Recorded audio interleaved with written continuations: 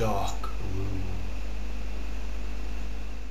He had a wife and daughters, but his first burning passion was another. It shaped itself almost as fast as it vanished, in his photo lab, in an old garage filled with the toxic fumes of a ever-lit cigarette. He printed and developed. He took the lid off the lens, yellow and red light combined. Normal development. He lay the two films to dry. He had a sore throat. And suddenly, where did those come from? There was a woman on the negative, with cold black lips and teeth.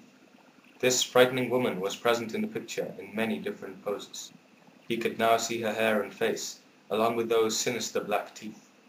He could now see her candid eyebrows that took shape on the gallery's leathery paper, like a peach skin.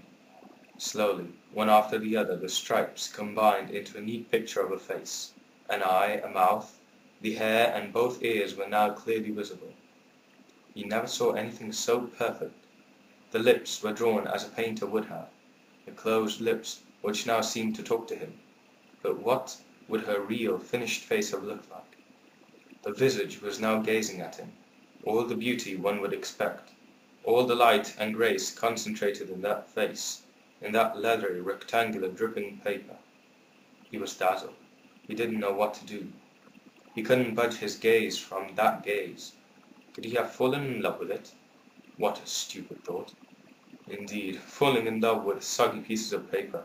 Unheard of. What a strange lover would he be? An image ruffian, a love thief. His eyes burned and he had a sore throat. It wasn't a cold. He was developing a temperature. He returned to the lens, and with another negative close at hand, perplexed, he gazed evermore at the saturating image. What had happened? It was her, but not her anymore. New looks, new mouth, new love. It was now a face of anger and bewitched by hatred. A black abyss of fear was the message of those black, tense eyebrows. The two lips, as tense as a guitar strings, as sharp as a razor, would have been a warning to any unscrupulous lover. The linings of her face gained strength from that devilish humour. The beauty had turned itself into an equally attractive, diabolic beast. That thought had sliced through him like a knife. He himself had created that image. "What's the matter, dear?" "Nothing," said he. "Sleep." He felt the change in breath of his wife, which was rapidly returning to her world of rest and slumber. Green and blue. Green his steps on the long stair steps. Blue were the walls, green and blue were his face and hands. As the last step had just passed, the green sand blues dissolved in a nebula of gold and purple. It was a vast room, full of curtains. It was his photo lab. The creature slithered from behind the curtains. She looked at him. She smiled and invited him. He had loved that strange woman ever since he'd set eyes on her. "Come closer," said the visage. "Do not fear." "Come," repeated the visage. "Who are you?" he answered. "I am death."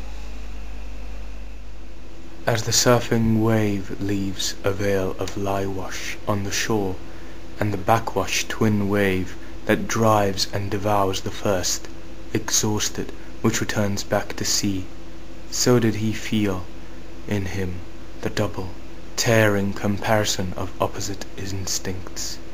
"Remain, stay alive," murmured the waves towards the shore. "We're waiting," murmured the waves towards the sea. The conflict was coming at an end. He therefore let the backwash take over him, enveloping his heels and heart. He chose the second voice. He chose to remain with that visage. He chose to forever remain in death's deadly